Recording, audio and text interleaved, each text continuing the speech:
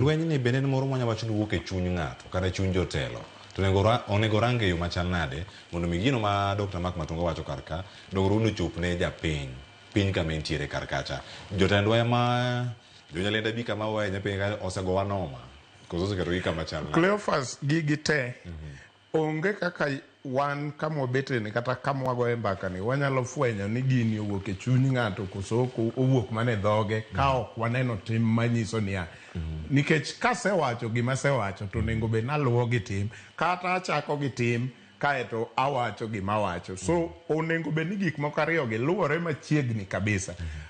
Adwa yie gi Mark just on one particular thing kaka sector mar education for example igo mbaka sani ji penjore kata jopiny penjore kuonde mwawuothegi to wanono reasoning mantie e kinde manokel basari cha ne ber nikech ne pok wabedo gi gik machalo secondary education ma subsidized kata ma free to sama koro wa claim as a country ni wan gi free secondary education ere gimomiyo ka wan gi budget mar 1 billion e Ministry of Education mar nyithindwa to wakawo 500 million waketo ne wabunge e lwetgi kaeto wabunge chako keto e lwet jopiny e check mar basari kato jopiny chako duoge skul mar sirikal to seche mwaluoro gi pesa ni kama ka nitie administration cost kacha nitie administration cost pesa ni koluoro to oduogo end up e skul milion 500 koro ken bilion 1 manyo wachiwo cha to kendo inyalo go kwan mayud ni for sure